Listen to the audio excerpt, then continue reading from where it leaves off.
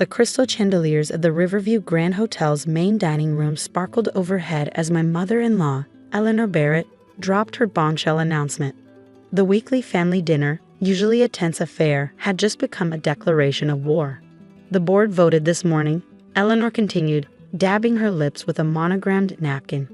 As majority shareholder, I'm taking direct control of hotel operations. Sarah, dear, you'll need to clear out your office by tomorrow. My husband Thomas shifted uncomfortably beside me but remained silent. Typical. He'd probably known about this coup for weeks.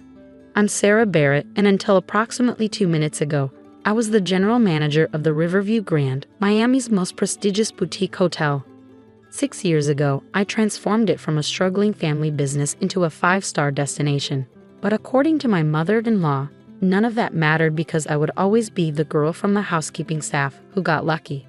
The paperwork has already been filed, Eleanor added, clearly enjoying herself. The board agreed that the hotel needs experienced leadership. Experienced leadership. I kept my voice calm, remembering the hidden camera in my favorite orchid arrangement, the one that had been recording this whole dinner. Like when you managed it in 2017, before the bankruptcy.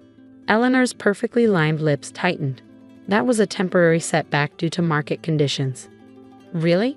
Not because you spent the renovation budget on your yacht? Watch your tone, Thomas finally spoke, though he still wouldn't meet my eyes. Mother knows what's best for the hotel. I studied my husband of 8 years, wondering when he turned into the spineless echo of his mother's will. Probably around the same time Eleanor had threatened to cut off his trust fund if he didn't support her plans.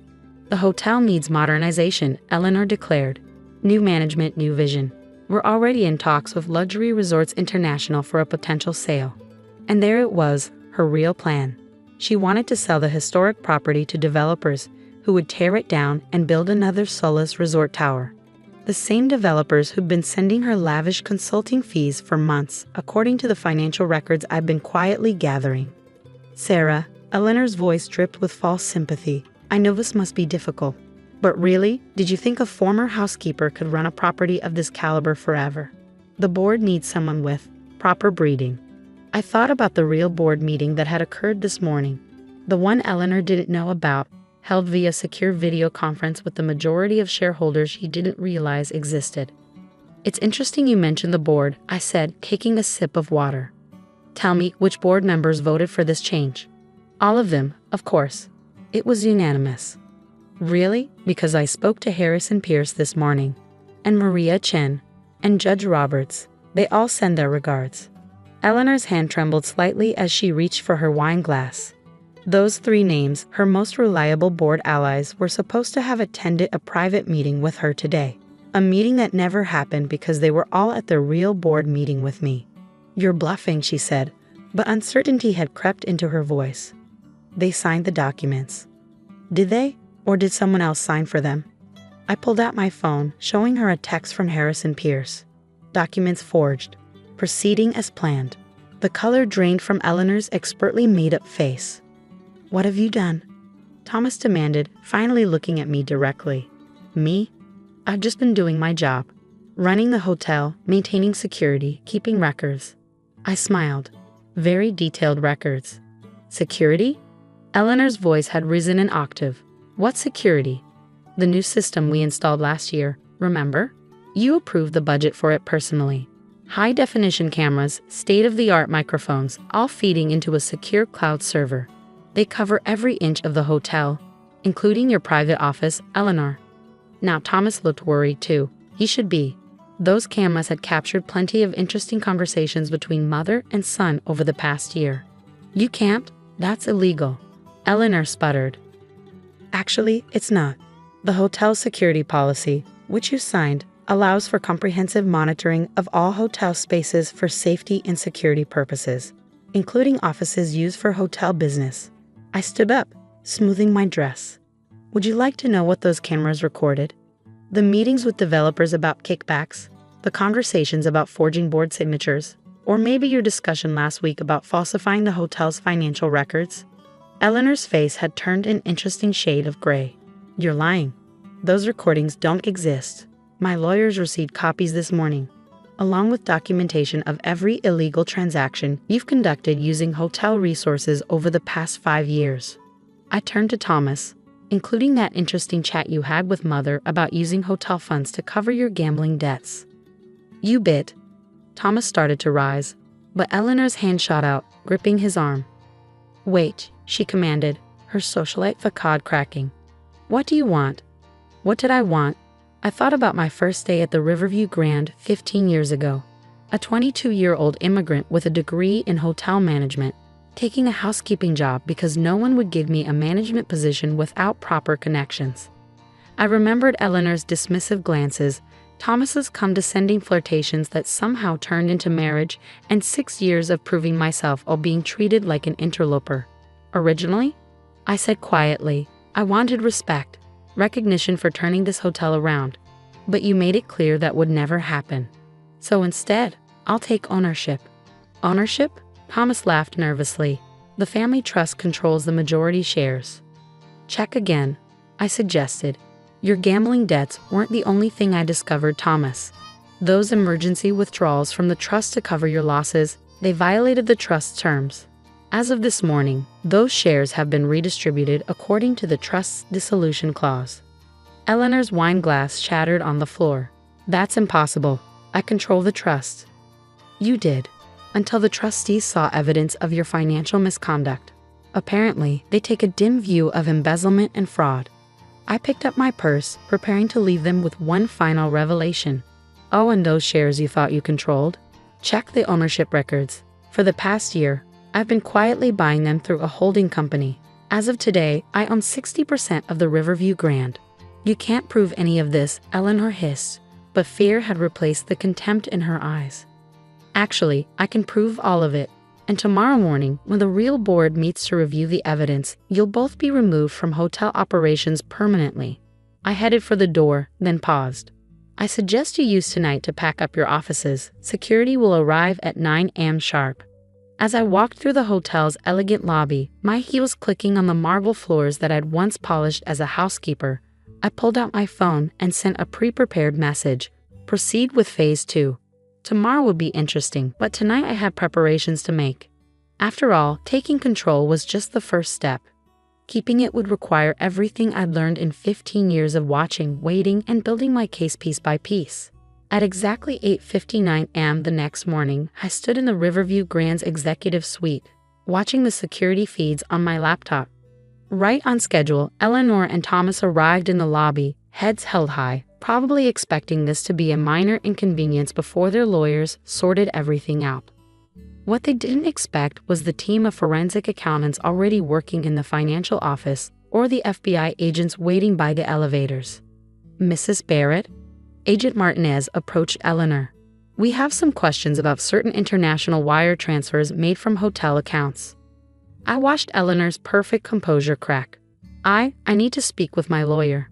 Of course, Martinez smiled. They can meet us at our office. We have a warrant to seize all financial records and electronic devices. Thomas tried to slip away toward the service elevator, but another agent intercepted him. Mr. Barrett, we'd like to discuss some interesting credit card charges at various casinos. Charges that match missing amounts from hotel renovation funds. My phone buzzed. Maria Chen.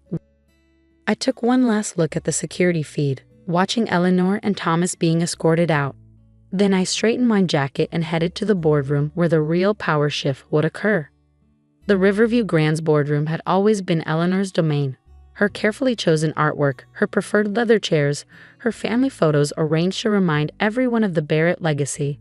But today, new faces filled those chairs, shareholders who'd been silently supporting me for months.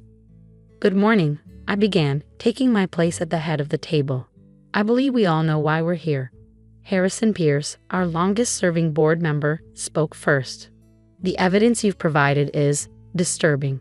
Forged signatures, embezzled funds, kickbacks from developers. How long has this been going on? At least 5 years, I replied, distributing tablets containing my complete documentation. Since Eleanor first tried to sell the hotel to Luxury Resorts International. When that failed, she began looking for other ways to force a sale. And your husband? Maria Chen asked gently. He was involved.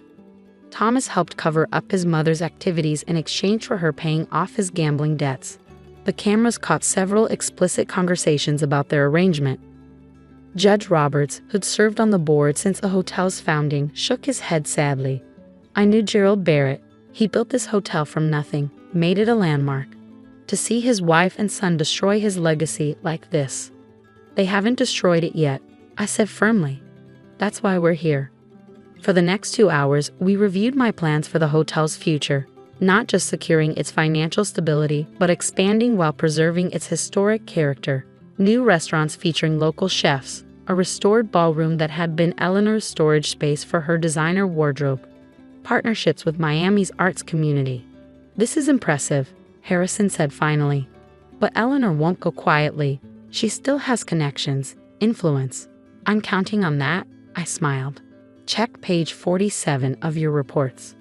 They turned to the page and a collective gasp filled the room. There, in meticulous detail, was evidence of Eleanor's other activities. Tax evasion schemes, manipulated property values, bribes to city officials.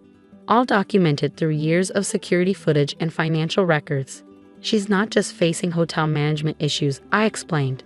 The FBI's Financial Crimes Unit has been building a case for months. They just needed probable cause for a warrant, which her attempt to forge board signatures provided. Maria leaned forward. You've been planning this for years, haven't you? Since the day Eleanor told me a mere housekeeper would never truly be part of the Barrett family. She was right. I became something better. I became someone who could protect Gerald Barrett's real legacy. The vote was unanimous. I was confirmed as CEO and majority owner of the Riverview Grand Hotel. My first official act was to cancel all discussions with development companies about selling the property. By evening, the news had spread through Miami's business community. Eleanor and Thomas had been released on bail, but the evidence against them was overwhelming. Their lawyers were already floating plea deal possibilities. I was in Gerald Barrett's old office, my office now, when Janet, my assistant, buzzed me. Mrs. Eleanor Barrett is here. She's insisting. Send her in. Eleanor entered, her designer outfit slightly disheveled.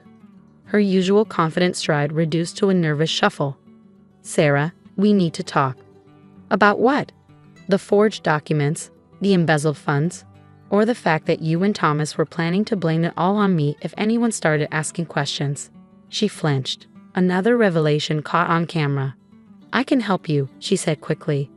I have connections, influence. We can work something out. Like you worked something out with the developers or the city officials you bribed? You don't understand, her voice cracked. This hotel, it's all I have. No, Eleanor. The hotel was something you had, but you saw it as nothing more than a property to exploit. I see it as Gerald Barrett saw it, as a legacy worth protecting.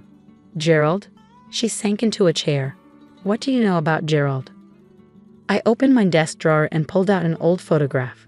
It showed a young Gerald Barrett standing in front of the newly opened hotel, pride shining in his eyes. Beside him was a woman in a housekeeping uniform, his mother. Did you know Gerald's mother was a housekeeper? I asked quietly. That he worked as a bellhop to put himself through school. He never forgot where he came from. That's why he always treated every employee with respect. Eleanor stared at the photo, her carefully maintained facade crumbling. He never told me. Because you never asked. You were too busy trying to turn his dream into a commodity to be sold. Security appeared at my door. I texted Janet when Eleanor entered. Mrs. Barrett needs to leave, I told them. Please ensure she doesn't remove anything from the property. As they let her out, she turned back. What will you do with the hotel? I'll run it, like Gerald would have wanted, with respect for its history and the people who make it work. After she was gone, I walked through the hotel's elegant halls, greeting staff members by name. People who'd worked alongside me when I was just another housekeeper with dreams. They smiled back, pride and hope replacing the fear that had dominated during Eleanor's reign. In the grand lobby, I paused by the massive portrait of Gerald Barrett that dominated one wall. Someone, Eleanor probably, had added a plaque beneath it reading, "The Barrett Family Legacy." Janet, I called to my assistant. Have a new plaque made. This one should read, "Every dream starts somewhere." Over the next year, the Riverview Grand flourished. The restored ballroom became Miami's most sought-after event venue. Our new farm-to-table restaurant earned 2 Michelin stars. Most importantly, we established a scholarship program for hotel employees pursuing degrees in hospitality management. Hans eventually took a plea deal, agreeing to testify against his mother in exchange for a lighter sentence. Eleanor faced substantial prison time for financial fraud and tax evasion. The society pages buzzed about the scandal for months. But I was too busy running a successful hotel to care. Every morning, I still walk through the hotel's service areas first, greeting the housekeeping staff as they prepare for another day. Some of them are students working their way through school like I did.